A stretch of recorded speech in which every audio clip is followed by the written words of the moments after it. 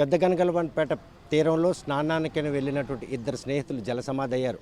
లీలా కృష్ణ, అదేవిధంగా సాయి తిలక్, వీళ్ళిద్దరు కూడా 10th క్లాస్లో మెరుగైన మార్కులతో పాస్ అయ్యారు.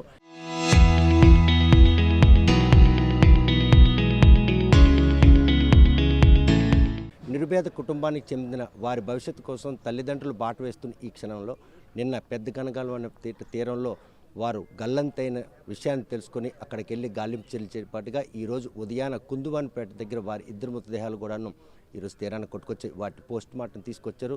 తమ పిల్లల భవిష్యత్తు కోసం తల్లిదండ్రులు పడినటువంటి ఆ బాధ ఈరోజు వర్ణాతీతం.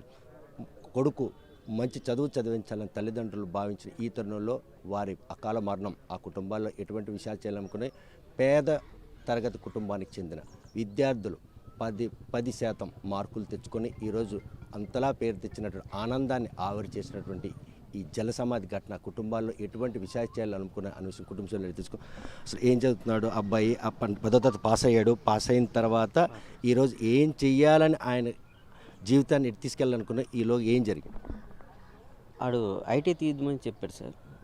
తీద్దామనేసి ఈరోజు బుధవారం తెల్లవారు కరెక్ట్గా 9:34 ఇంట్లో ఉన్నాడు. నేను 6 నిమిషాల తయారీలు 9:40కి నేను బయటికి వెళ్ళిపోయాను. ఆ తర్వాత ఫ్రెండ్స్ అనేసి ఇద్దరు వచ్చారు. ఆ పేర్లు అంటే నాకు అంటే చెప్పలేను, కానీ అక్కడి నుంచి మంచి నిద్రలు ఉన్నప్పుడు వాళ్ళని తీసుకెళ్ళాడు. అక్కడ మునిగిపోయే సంఘర్షణ అనేది 10:15 అని చెప్పారు. ఎవరు సరాసరిగా తీసుకెళ్ళిన కుర్రాడే చెప్పాడు నాకు. ఎన్ని గంటలకు వచ్చేప్పుడు అంటే 12:30కి వచ్చాను నా ఇంటికి. నేను అడిగాను అక్కడికి ఎవరికైనా మత్స్యకారులు చెప్పంట. నేను భయంతో చెప్పలేదు, నేను ఇంటికి వెళ్ళిపోయాను. తర్వాత వచ్చి మీకు చెప్పాను అనేసి. ఏం చెప్పలేదు అని అడిగాను. నేను ఎందుకు చెప్పలేదంటే భయం వేసింది అంకుల్, అందుకే నేను చెప్పలేదు. నువ్వు ఉన్నప్పుడు వాళ్ళు ఉన్నారంటే అప్పటికే మునిగిపోయారని చెప్పాడు. మరి అక్కడ చెప్పకుండా నాకు ఈ టైం ఇప్పుడు ఎందుకు చెప్పాను అడిగాను. ఇంటికాడికి వెళ్ళి నేను కొనుక్కొని చెప్పానని చెప్పాడు. అంతే. అంటే తోటి స్నేహితుడై ఉండి వాళ్ళని కాపాడేందుకు ప్రాథమికంగా ప్రయత్నం చేసిన మీ పిల్లలు ఈరోజు కొన ఊపిరితో బయటపడేవాళ్ళ బయటపడారు కదా. ఇక్కడ మత్స్యకారులు అక్కడ 70 మంది అక్కడ వర్క్ చేస్తున్నారు. డైరెక్ట్గా వాళ్ళు మునిగిపోవడం చూసి డైరెక్ట్గా ఇంటికి వెళ్ళిపోయాడు. 10:15 నుంచి ట్రావెల్ చేసుకున్న 10:30కి వాళ్ళు ఇంటికి వచ్చేసారు. నాకు 12:30కి వచ్చేప్పుడు 2 గంటల సేపు ఆయన ఏడ్ చేసినట్టు అనేది ఆయనకే తెలియదు, మనకు తెలియదు కదా. ఎన్ని రోజుల నుండి బీచ్కి వెళ్తాను అని మీ అబ్బాయి మీతో అంటే మిమ్మల్ని ప్రాధేయపడ్డాడు? నా కొడుకు ప్రాధేయపడలేదు సార్. ఇప్పుడు ఏ కుర్రోడైతే పట్టుకెళ్ళాడో ఆ కుర్రోడే నాకు సోమవారం నుంచి కంటిన్యూస్గా మంగళవారం వరకు అడిగాడు. నేను కాదనేసాను. మీరు కావాలంటే థియేటర్కి వెళ్ళండి, హోటల్కి వెళ్ళండి, తినండి. నేను బీచ్కి అయితే పంపించాను, నేను దక్కరించాను. నేను బుధవారం నేను కరెక్ట్గా 9:40కి వెళ్ళిపోయాను కదా సార్. ఆ టైంలో వచ్చి ఆడిని పట్టుకెళ్ళిపోయారు. మంచి నిద్రలో గాఢమైన నిద్రలో ఉన్నాడు అప్పుడు. చూస్తే కనుక తోటి స్నేహితుడే ఈరోజు వారి ప్రాణాలు పోవడానికి కారకుడు అయ్యాడని తండ్రి ఆవేదన వ్యక్తం చేస్తున్నారు. నిద్రలో ఉన్నటువంటి ఇద్దరు స్నేహితులను కూడాను ఆయన బీచ్కి బలవంతం పెట్టి తీసుకెళ్ళడం జరిగింది. ముగ్గురు కలిపి ద్విచక్ర వాహనంపై బీచ్కి వెళ్ళి అక్కడ కళ్ళ ముందే మునిగిపోయిన ఘటన సమీపంలో ఉన్న మత్స్యకారులకు తెలియజేసినా కూడాను ఈరోజు వాళ్ళ ప్రాణాలతో కాపాడే అవకాశం ఉండేది. కానీ 10:30 ఘటన జరిగిన తర్వాత 1:30కి తమ కుటుంబ సభ్యులకు సమాచారం ఈ విషయాన్ని పోలీసులు మెరైన్ పోలీసులు చెప్పడం, అక్కడ గాలింపు చర్యలు చేపట్టినప్పటికి కూడా అక్కడున్న పరిస్థితులు పోలీసులకి రెస్క్యూ నిర్వహించిన సిబ్బంది కూడాను అలవకాని ప్రదేశం. ఎందుకంటే నాగావళి నది ప్రవాహం సముద్రం గర్భంలో కలిసే ప్రదేశంలో అలల ఎగసిపాటుతో పాటు అక్కడ కొత్తగా ఇసుక తెన్నులు ఏర్పడడం, నీరు లోతుగా ఉందనే విషయాన్ని గమనించకపోవడం, కేవలం సముద్ర తీరంలో స్నానం చేయాలని ఆలోచనే తప్ప అక్కడ పరిస్థితి తెలియనటువంటి ఆ చిన్నారులు ఇద్దరు కూడాను జలసమాధి అవడానికి కారణమైంది. అసలు ఆ బీచ్కి వెళ్ళాలని ఆలోచన క్రియేట్ చేసింది ఎవరని మీరు భావిస్తారు? వాళ్ళ ఫ్రెండ్ ఎవరైతే ఉన్నారో ఆ కుర్రాడు వీళ్ళని ఆల్రెడీ తమ్ముడు వాళ్ళ బాబుని సోమవారం కూడా పిలవడం జరిగింది. తమ్ముడు వాటికి ఒప్పుకోలేదు. మంగళవారం అడిగితే మీరు ఏదైనా బయటకు బీచ్లు గట్టు కాదు మామూలు తిరుగుతానండి, సినిమాకి గట్టుకు వెళ్తానంటే నేను పంపిస్తాను, లేదా పంపించను అనేసాడు. ఆ బుధవారం రోజు తమ్ముడు ఆటో వేయిపో తప్పదు ఆటో కోసం వెళ్ళాడు. తమ్ముడు ఆటో లేకపోవడం చూసి ఆ కుర్రాడు వెళ్ళి బాబుని పట్టుకొని తీసుకుని వెళ్ళాడు. మంచి మార్కులతో పాస్ అయ్యారు. ఇంటర్మీడియట్ చదివించాలా, ఐటీఐ చదివించాలా తండ్రి ప్రయత్నిస్తున్న టైంలో ఆయనకు చదువు రాకపోయినా కొడుకే ఐటీఐ చదువుతానని చెప్పడం, ఈ పరిణామాలన్నీ కూడాను కొడుకు మంచి భవిష్యత్తు వస్తుందని తండ్రికి ఈరోజు అక్కడున్న పరిస్థితుల లేకపోతే నిర్లక్ష్యం కారణం ఈరోజు వాళ్ళు జలసమాధికి కారణం. మెయిన్ ఏంటంటే ఫ్రెండ్స్ నమ్మి బయటకు వెళ్తాం. ఆ ఫ్రెండ్స్ కూడా ఒక్కోసారి పట్టించుకోకుండా అలా వచ్చేసేటప్పుడు అది నిర్లక్ష్యమే అనుకోవాలి. ఎందుకంటే ఫ్రెండ్స్ అంటే ఒక ఎదురుగా ఇదైపోయేటప్పుడు మనకి 2:30 గంటల తర్వాత వచ్చి మనకి చెప్పడం కూడా తప్పే. ఆ కుర్రోడు వెంటనే అక్కడ ఉన్న వాళ్ళకి చెప్పినా 10 నిమిషాలు కనీసం ఒక మనిషి ప్రాణం 10 నిమిషాల వరకు నిలబడుద్ది ఎలాగుండి నీటిలైనా. ఆ 10 నిమిషాలు ఆ కుర్రోడు కానీ అక్కడ ఉన్న వాళ్ళకి చెప్పినా ఖచ్చితంగా కాపాడి ఉందరు. ఎవరైతే ఇద్దరు చనిపోయారో వాళ్ళిద్దరు ఖచ్చితంగా బ్రతుకుందరు ఈరోజు. ఇప్పుడు పెద్దగనగల్పేట తీరంలో ఒక మృత్యు కోపం నెలకొని ఉంది. 5 ఏళ్ళుగా అక్కడ పరిస్థితులు ఉన్నాయి. గతంలో చాలామంది జల సమాధి అయ్యారు. అందులో ఈ ఇద్దరు చిన్నారులు కూడా లేకపోలేదని ఆశ్చర్యం లేదు. ఇటువంటి ఒక భయానక ప్రదేశాన్ని ప్రొటెక్ట్ చేయకపోవడమే ఇటువంటి ప్రమాదాలకు కారణం.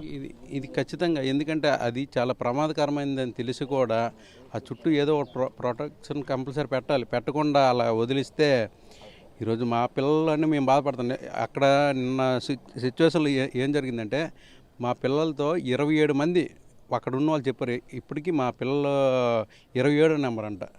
అంటే ఇంతమంది జరిగినా కూడా ఏ ప్రభుత్వం కానీ లేకపోతే ఎవరో ఒకరు పట్టించుకొని చేస్తే ఈరోజు కొన్ని ప్రాణాలైనా కాపాడుందరేమో అనుకుంటున్నాం. కనుక ప్రస్తుతం లీలాకృష్ణ అదేవిధంగా సాయి తిలక్ వీళ్ళిద్దరూ మృతి చెందారు. అందులో ఇంకొక విద్యార్థి బంధువు కూడా మనతున్నారు. అసలు మీ అబ్బాయి పేరేంటి? ఆయన 10th క్లాస్ పాస్ అయ్యాడు. వాళ్ళ కుటుంబ పరిస్థితి ఏంటి? మా అన్నయ్య గారు వజ్రపు తేజేశ్వరరావు, వాళ్ళ తమ్ముడు నేను. మా అన్నయ్య గారు అబ్బాయి చనిపోయారండి. మొన్న 10th క్లాసు 482 మార్క్స్ వచ్చాయి. మంచి స్టూడెంట్. వాడు మా అన్నయ్య గారికి 2 ఆడపిల్లలు, ఒకే కొడుకు. వాడు మరణించడం చాలా దురదృష్టకరం.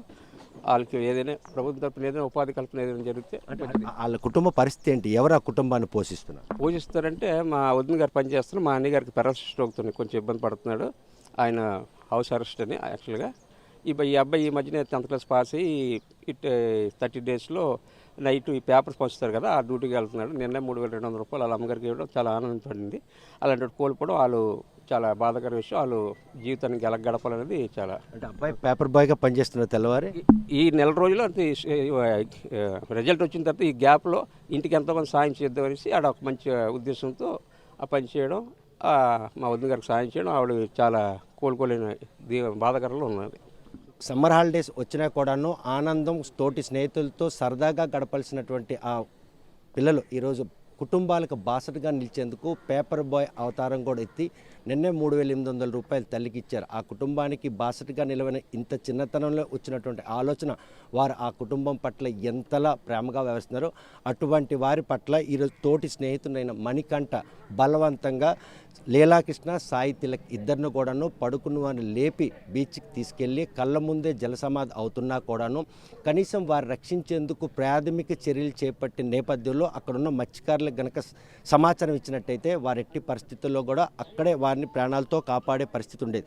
అక్కడికి 2 గంటలన్నర తర్వాత వారి తల్లిదండ్రులు సమాచారం, తల్లిదండ్రులు బీచ్కి చేరుకునే లోపు పోలీసులు, మెరైన్ పోలీసులు రావడం, సుమారు రాత్రంతా కూడాను గాలింపు చర్యలు చేపట్టినప్పుడు కూడా ఆ ప్రదేశంలో లభించినటువంటి ఆ 2 మృతదేహాలు కూడా కుందువానిపేట తీరంలో లభ్యం కావడం. ఈ పరిణామాలన్నీ కూడా నిరుపేద కుటుంబీకులు, ఒక కుటుంబంలో తండ్రి ఆటో డ్రైవర్, ఇంకో కుటుంబంలో తండ్రి బెడ్ రిడెన్, తల్లే కుటుంబాన్ని పోషించుకుంటూ వస్తున్నటువంటి ఇటువంటి నిరుపేద కుటుంబంలో వచ్చినటువంటి ఈ విషాద ఘటన మాత్రం మరో ఇంట్లో కూడా పునరావృతం కాకుండా ఉండాలంటే పెద్దగనగల్లుపేట బీచ్లోకి ఎవరిని కూడా వెళ్లకుండా అక్కడ ప్రొహిబిట్ చేయాలి. అక్కడ ప్రమాద హెచ్చరికలు బోర్డులు పెట్టాలి. మరొక ప్రాణం పోకుండా ఉండేందుకు చేయాల్సినటువంటి జాగ్రత్తలన్నీ అక్కడ పాటించాల్సింది. ఇప్పటికే ఈ మృతి చెందిన ఇద్దరు వారితో 27 మంది చనిపోయిన పోలీస్ రికార్డుల్లోనే డిజిట్ ఉంది. అంటే అక్కడ ఎటువంటి ప్రాణహాని ఉంది. అటువంటి ముచ్చు కోపం దిశగా సందర్శకులు కానీ పరిసర ప్రాంత గ్రామస్తులు కానీ ఎవరూ వెళ్లకుండా కట్టడి చేయాల్సిన ఆవశ్యకత ఎంతైనా ఉంది. ఇటువంటి ఘటనలు పునరావృతం కాకుండా ఉండేందుకు పెద్దగనగల్లుపేట తీరంలో ఎటువంటి రక్షిత గోడ నిర్మించి ఇటువంటి ప్రమాదాలు అరికడతారన్న విషయం వేచి చూడాల్సిందే. వీడియో జర్నలిస్ట్ రామకృష్ణతో సత్యం, RTV శ్రీకాకుళం.